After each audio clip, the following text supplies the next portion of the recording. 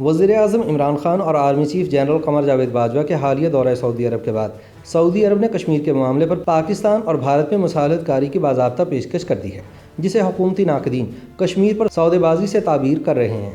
حکومت کے ناقدین کا کہنا ہے کہ اگست سن 2019 میں بھارت کی جانب سے یک طرفہ طور پر مقبوضہ جموں و کشمیر کی خود مختار حیثیت تبدیل کرنے کے بعد پاکستان کے بھارت اور سعودی عرب کے ساتھ تعلقات ختم ہو گئے تھے۔ تاہم اب امریکہ میں حکومت کی تبدیلی اور سعودی عرب کے سب سے بڑے حریف ایران کے ساتھ امریکہ کی نرمی اور چین کی دوستی کو دیکھتے ہوئے سعودی عرب پاکستان اور بھارت پر اپنا اثر و رسوخ ڈال کر کشمیر کا دیرینہ مسئلہ حل کروانے کا خواہاں ہے، تاکہ بیک وقت دو نیوکلیئر ہمسایوں کے ساتھ تعلقات آگے بڑھائے جا سکیں۔ کشمیر کے حل کے لیے مجوزہ فارمولے کے مطابق پرانی آئینی حیثیت کی بحالی کے بعد مقبوضہ جموں کشمیر بھارت کے پاس ہی رہے گا، جبکہ آزاد جموں کشمیر پاکستان کے پاس رہے گا۔ لیکن پاک بھارت کنٹرول لائن کے آر پار بسنے والے کشمیری اس تجویز سے اتفاق نہیں کرتے۔ پاکستان کے سیاسی اور سفارتی حلقوں میں اس سوال پر بحث جاری ہے کہ کپتان اور چیف کا دورہ سعودی عرب کتنا کامیاب رہا۔ بعض ماہرین کا کہنا ہے کہ وزیر اعظم جب سعودی عرب پہنچے تو ولی عہد شہزادہ محمد بن سلمان نے خود ان کا استقبال کیا۔ یہی اس دورے کا سب سے کامیاب اور روشن پہلو ہے، کیونکہ ماضی قریب میں تو تعلقات اتنے کشیدہ ہو گئے تھے کہ سعودی ولی عہد محمد بن سلمان نے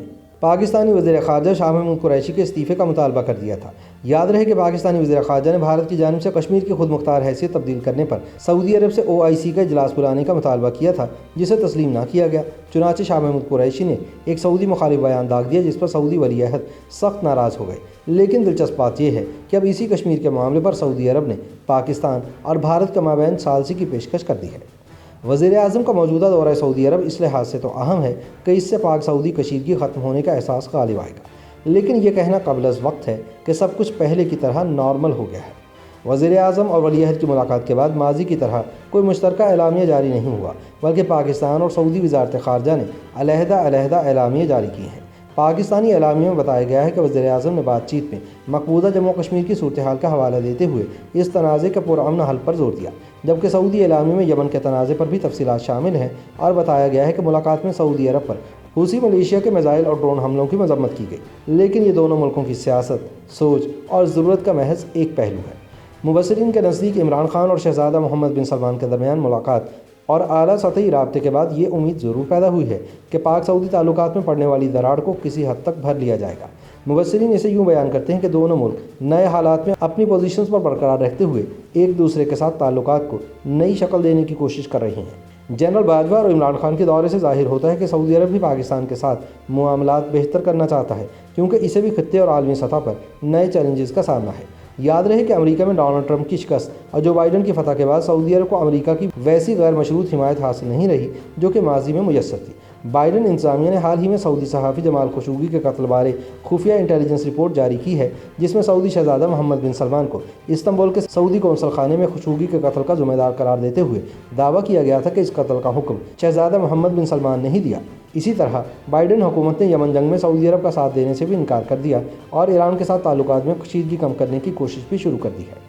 سیاسی تجزیہ کاروں کے مطابق سعودی شاہی خاندان کے لیے یہ ایک بدلا ہوا سفارتی منظرنامہ ہے جسے نظر انداز کرنا ممکن نہیں ہے، اسی لیے سعودی لب و لہجے اور طرز عمل میں نمایاں تبدیلی دیکھنے میں آ رہی ہے۔ ریاض کی جانب سے پاکستان کو پرے دھکیلنے کے بعد ایک بار پھر قریب کرنے کی حکمت عملی بھی انہی تبدیل شدہ حالات کا پیش خیمہ ہے، جن میں شہزادہ محمد بن سلمان ایران کے ساتھ بھی تعلقات بحال کرنے کے لیے مذاکرات پر آمادہ ہو چکے ہیں۔ اس لیے صرف ایک دورے سے دونوں ملکوں کے تعلقات میں پرانی گرمجوشی اور گہرائی واپس آنے کا امکان نہیں ہے۔ اس کے لیے برسوں محنت کرنے اور سعودی لیڈروں کا اعتماد جیتنے کی کوشش ہوگی۔ تجزیہ کار کہتے ہیں کہ پاکستان میں کمزور حکومت اور سیاسی اور سفارتی معاملات پر فوج کی اجارہ داری کی وجہ سے یہ سفر سہل نہیں ہوگا، لیکن اس کا آغاز بہرحال کر دیا گیا ہے۔ لیکن سوال یہ ہے کہ جواب میں پاکستان سعودی عرب کو کیا دے سکتا ہے؟ اسلام آباد کو اب سعودی سالمیت کی حمایت اور شاہی خاندان کی عظمت کو سلام کرنے کے علاوہ بھی کچھ کر کے دکھانا ہوگا، کیونکہ پاکستان مسلم دنیا کی واحد ایٹمی قوت ہے۔ سعودی عرب افغانستان میں امریکی منصوبے کی حمایت کرتا ہے، جس میں ایران کا راستہ روکنا اور بھارت کو مزید رسائی دینا شامل ہے۔ پاکستان کو ایران کے ساتھ تعلقات میں ایک حد سے بڑھنے کی اجازت بھی نہیں ہوگی۔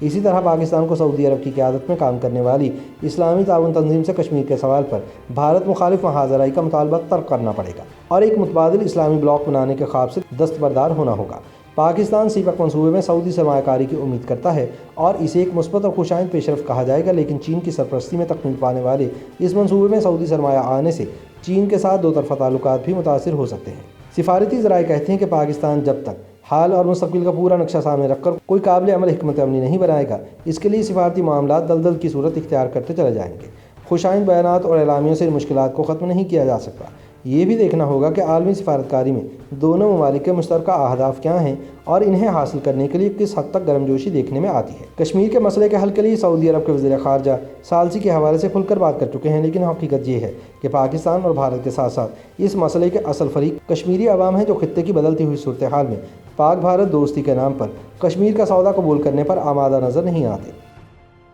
YouTube پر گوگلی نیوز دیکھنے کے لیے youtube.com کی سرچ بار میں googly news T V type کریں۔ گوگلی نیوز کے پیج پر سرخ رنگ کے سبسکرپشن والے بٹن پر کلک کرنا نہ بھولیے۔ YouTube پیج پر اپلوڈ ہونے والی ویڈیوز سے باخبر رہنے کے لیے بیل آئیکن پر کلک کیجیے۔ آپ کو ہر نئی ویڈیو کے بارے میں نوٹیفیکیشن موصول ہو جائے گا۔